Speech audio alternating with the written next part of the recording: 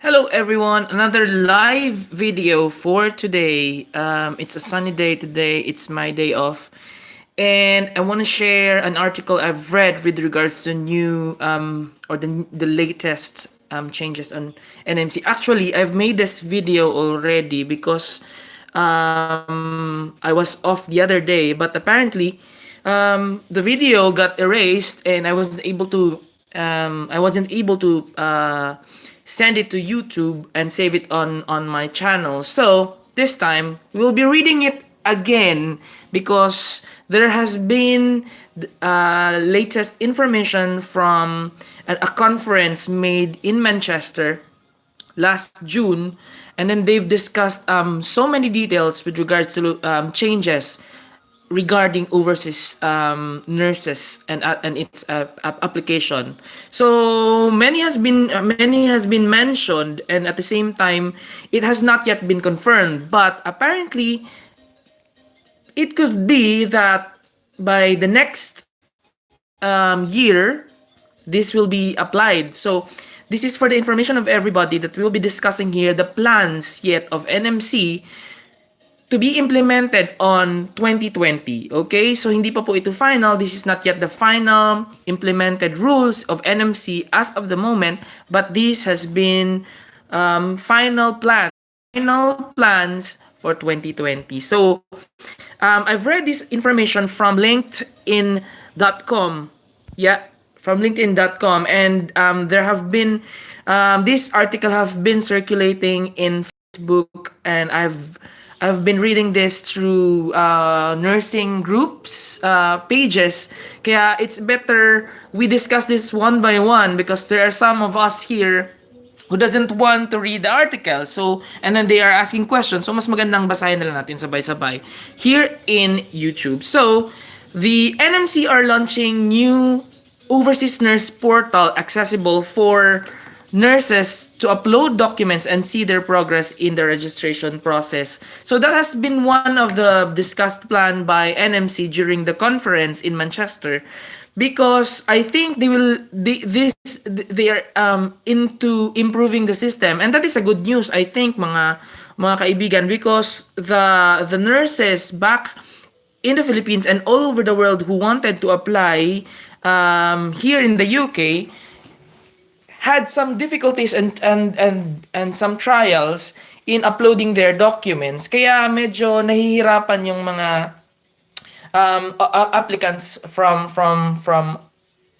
other countries. But good news is the NMC is launching its new portal to upload the documents and see the progress, and that's the main important thing. You would see the progress while you've uploaded it and saved it on the new portal. But let me remind again that this is not yet final. The portal is not yet effective, and this will be implemented maybe by January 2020. It was also said here that the new strategy will be formulated and new streamlined process will be live from January 2020. Oh, yun na nga sinasabi ko, January 2020. So, don't be too excited. We are still on 2019 as you are watching this video. So, by January 2020, I hope the NMC will improve its portal already. That is a very massive, revision of the portal. But technology is better here in the UK, so I hope mas mabilis siyang maayos because it will really help our applicants going here, lalong na when they follow up their documents back there in the Philippines and from other parts of the world. It was discussed. Let me just scroll a bit here. It says it was discussed on the NMC's overseas registration, an ongoing conversation event in Manchester, last 27th of June, and they've heard that new plans unveiled regarding improving nursing overseas registration process. So that is very important, and we are glad that one of these people who were doing this write-up, this article, has reported has reported back for us to be able to know what has been the plans during the conference. Kaya one of the updates, I think they said, as you can see here, there will be no transcript required for nurses applying, and certificate from the nurses registering country will be adequate, and that is a good news. If that will be the case, hindi na hihingi, there will be no requirements from the school. I think I'm not really sure if that's gonna happen, and I think some of the employers will still have to require that. But if it will happen on 2020 January, NMC would be happy to accept just the registration from your home country, meaning your board certification, your licenses, and your proof of professionalism. So I think that would be enough for NMC next 2020. But let us see if that's gonna be a final decision from the NMC, not asking for additional transcript, because some of the employers would, I think, still need to see the transcript with regards to your education. But if it won't be the case, then that is a good news, because it's a lesser document, and lesser documents means faster processing. Then there was also a paragraph here that says the process with the UKVI is to be streamlined and improved. Good thing. Police clearance will be smoother, taking into consideration the country you've been living in for the last 10 years and since you were 18 years old. So I think they will still be requiring police clearances in some, what we call this, the DBS, that clears you from any criminal liabilities and charges, because they will still look into it. But I think they said they will streamline and improve the system. So I hope, we don't still know what are the details for this, but I hope it will be lesser documents and lesser time to process. So that is a good news as well. Eto pa, the health declaration process will be shortened to no longer than 35 days, because at the moment it is taking 60 to 100 days. So that is a shortcut for the processing. Imagine 35 days with all that health declaration process and submission of data with all the effective portal, new portal that is discussed by the NMC. I think you will be going in the UK very, very fast, because on my time, that was 4 years ago, it took like 6 to 8 months for us. That didn't include the waiting time of the decision letter and the certificate of sponsorship. But this time, the NMC is trying to improve its system by improving the time you need to process it. And see, health declaration process is only 35 days. And that's a good news. That is really a good news for everyone out there. Now, let's look on this one, because they've discussed as well IELTS score and their relevance to clinical practice are to be looked at within in-depth, far-reaching studies. So they will still, I think they will still require that. But as a result, it may or may not lower the requirement, the current IELTS requirements of 7 on reading, speaking, listening, and 6.5 in writing. But OET is unlikely to be reviewed, as the passing rate or the pass rate of OET is much higher than those taking IELTS. So don't worry, guys. I think they are still gonna be reviewing this requirement, but as of the moment, and even on the plans on 2020, they will still require either OET or IELTS. Yun lang, maybe we will know. We don't know, might be coming months they might revise this plan, but I hope they would include the Philippines as one of those countries who speak English as the second language. But apparently they are just considering countries not to take they are considering some countries not required to take IELTS if you are a member of a country who speaks English as a first language. So, well, hindi pa rin tayo kasama doon. But I think with all these changes in IELTS, and at the same time OET inclusion, it has been a lot of improvement already, because 4 years back it has been just band 7 and all. It was so difficult to pass. and it's lowered down the process of NHS hiring overseas nurses. So kaya nga siguro they are looking into it now.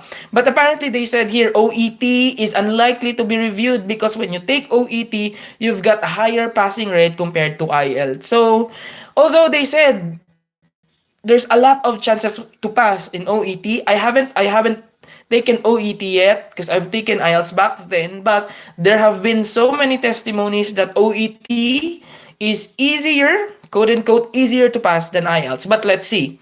Now, they're also looking into consideration that whether other testing centers might be available for use to run OSCE tests to speed up the process. Because back then, it was just Northampton, and I think they have already another testing centers here in the UK. They've added more. I think they've added more testing centers here. I've heard one in Oxford, I think. But now, mas marami na yata. I can't remember the locations are what locations. But here in 2020, they are looking that they would add more testing centers, and I hope they would add. I am not really sure if they do OSCE here already in London, but I do pray that they can host OSCEs in Northern Ireland, in Wales, in Scotland, because it's not just London and England who are hiring nurses, but it's been like even up to the Northern Ireland. Marami ng nurses na nade-deploy doon. Kaya, but apparently some of them, most of them actually, still have to fly to Northampton or to Oxford or to London just to take the OSCE. And this is a good news from NMC. If they will add more testing centers, then they would not have to fly to England just to take the OSCE. And usually traveling the time traveling from your testing center to the accommodation or to the accommodation to the testing center, that adds up to all the stresses. Kaya mas maganda kung doon ka na lang nakatira, doon ka na lang nakabase. Say for example, you're in Scotland, your OSCE testing center is in Scotland, so at least it's easier for everybody. Now, apparently if you pass the OSCE, they said you will still receive your PIN within 5 to 6 days passing of the OSCE. And that is good. I think it's still the same at the moment because as I can remember back in my time, it was when I took the OSCE, say I took the OSCE today, my registration and my result actually, I think it was just within 24 hours because, well, we were the first batch of the nurses. We were the first batch of nurses who came into the UK and took the OSCE, and we were even the first batch of CBT takers back there in the Philippines. So medyo kakaunti lang kami, and then so it was a shorter time for everyone to get their PIN when we passed. So but now it's been like a lot of nurses taking the OSCE already. So it took time already, and it's taking time for them to process it. But it says here they will not change the time. It won't be longer. It won't be shorter though. But it's gonna be 5 to 6 days. Working days. Okay. And then it says also here documents will be uploaded close to time you are ready to come over. This is good. I-discuss natin to ha. To improve the whole process for everyone. Throughout, you will be able to check your documents and employers will be able to gain access to see where you are in the process. Now, what is the good thing about this one? If you upload your documents closer to the processing time, if you upload your documents closer to the time that you are ready to come over, that is really good because on our time before, ilang beses kaming kumuha ng NBI. Ang iba medyo na-lapse na yung kanilang IELTS because that time it took like a long time for the NMC to process and there was still no portal that time. So kaya paulit-ulit kami, even the IOM we have to repeat it. But the good thing here now with their plans, you will just have to upload it closer to the time you will come over so that you don't have to repeat it back. And I hope this will materialize because this is a great help for nurses to process and at the same time to organize their paperworks in terms of their processing. Now, there will be a new pre-application checklist will be so a new pre-application checklist will be completed on a block basis and it can be completed in country. Nurses will be able to see where they are in the queue. So just to maybe to say that while you are there in the back in the Philippines or wherever you are, and then your documents were uploaded, you can see your progress, the progress of your processing here through that new portal that they are saying. Now, they've also discussed about formulation, new formulation of nasan na dito? Meron silang na-discuss dito na ito, panel of educators, clinicians, and representatives for the public and patients will be assembled and formulate new plan for going forward in 2020. Included on the plan discussed in Manchester was to revise the OSCE and improve the system. Say here, this is all part of the NMC Future Nurse Strategy, and that's how they call them, the NMC Future Nurse Strategy, to be implemented in 2020 will be formulated based on the wide source of views gathered from April to the end of this June this year. So, igagather nila yung views and feedbacks and comments from the educators, from the concerned public, from the nurses who took the OSCE and CBT. They will gather everything. And then they plan to improve the OSCE by 2020. So what's the implication? This is just my opinion. Because ever since when we came in here 4 years ago up until now, there have been little or minimal changes on the OSCE. And same situations, same testing centers, and same, what do you call that? Same situation ang pinapatake for every nurses who are taking it. And now they are trying to look that they will have to revise the OSCE. The good thing there will be it might be easier, we'll say, because people, and at the same time, the practice and development nurses of your hospitals, if you come here, will get to know already, kasi they will also discuss that one with all the hospitals and at the same time with all the clinicians.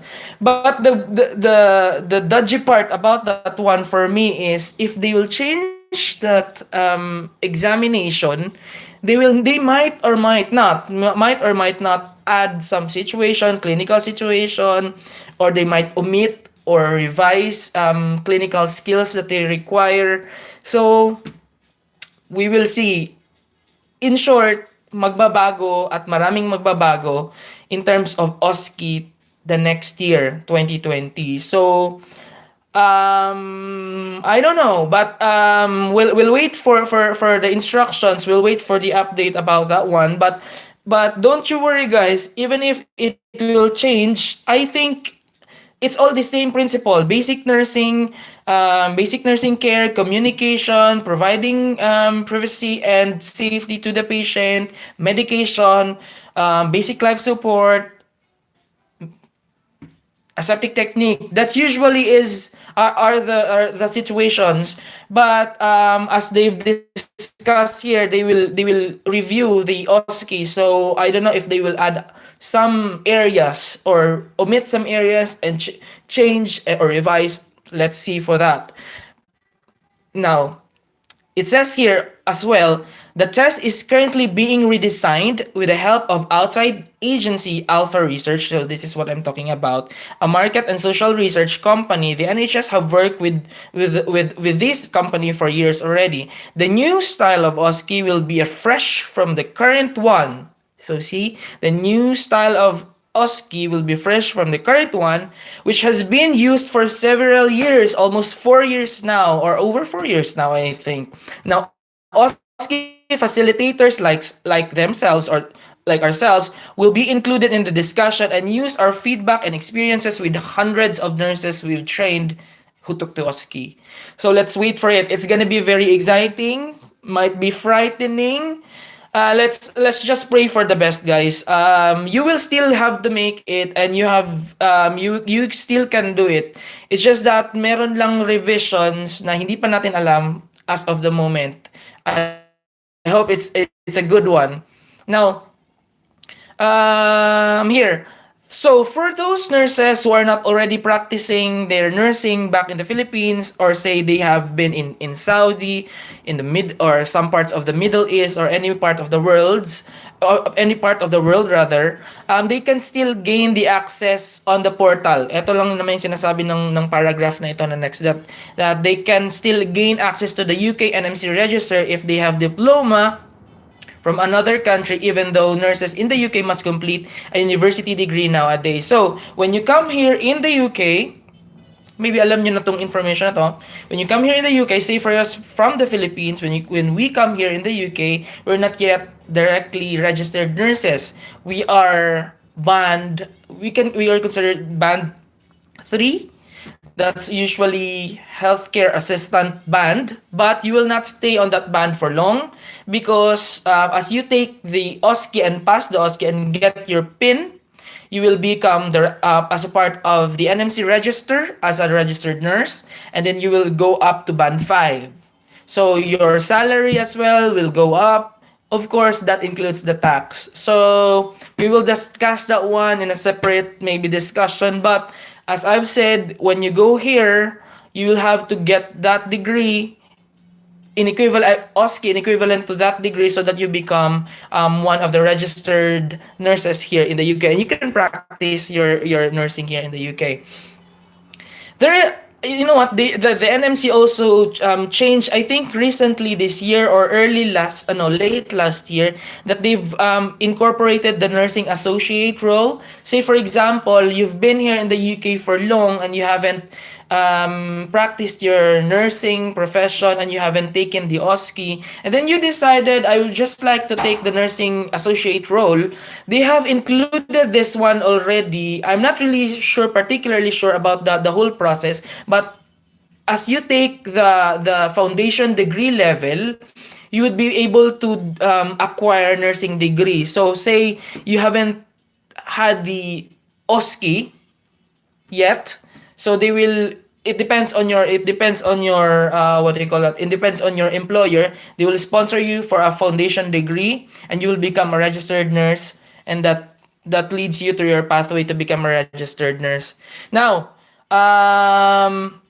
with regards to that, there are also delineation or some like parameters. If you're a registered nurse or a healthcare assistant, you're still a healthcare assistant. If you haven't taken your CBT yet, your OSCE yet, as I've said, you're still a healthcare assistant, so you can still give medication, or if you can give, maybe it's supervised by a registered nurse. So maraming pang limitations about that one. Now, meron pa dito, ito, CBT, which has been changed to 90 pounds instead of 130. Thank God! Because mas mura na ngayon. It's already 90 pounds. Before, it was, in my time, it was 120, 130. It says here 130. But now, it's already 90 pounds. Ang saya naman. I'm so happy for you guys.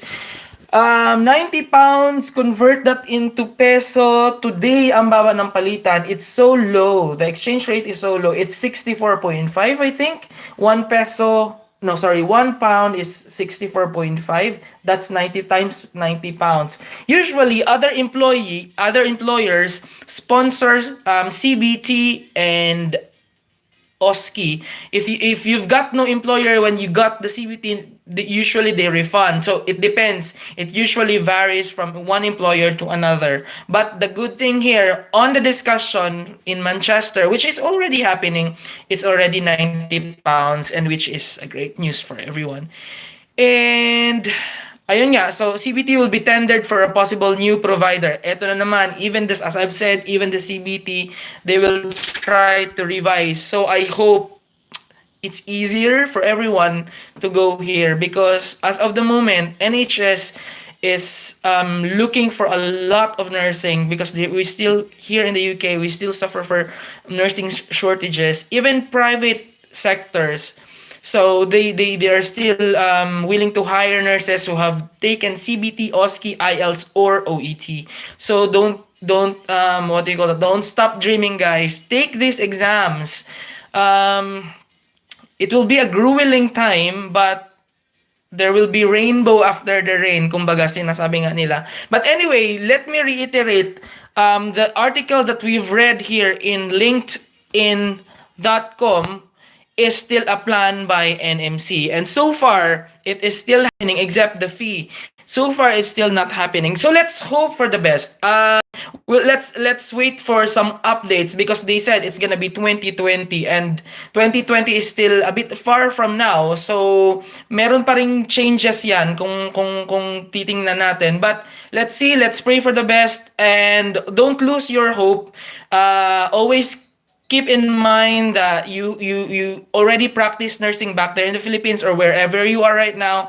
Just do the basic nursing thingy, and then you will not get lost. Just trust in yourself. So that's just the purpose of my that's just the purpose of my live today. Anyway, thank you for those who viewed this live. Shout out to those new subscribers. If you haven't subscribed yet, please do subscribe. Thank you for spending your time watching these videos and some of my videos, and I hope you enjoy and learned a lot. If you've got some questions, you can do comment. I'll try to answer as much as I can. And just thank you. And if you've got some suggestions that we can discuss during the live, because I'm currently backtracking some of my travels as well. So if you can see on my channel, if you're new on my channel, I have also got some travel videos. I'm still backtracking some of my travel vids just to upload everything. And like, ang hirap-hirap, so toxic. But it's just one day off for me today, so I grabbed the opportunities that I can do live today. But anyway, thank you for watching the video. I hope you enjoyed a lot, and see you on the next adventure. Bye!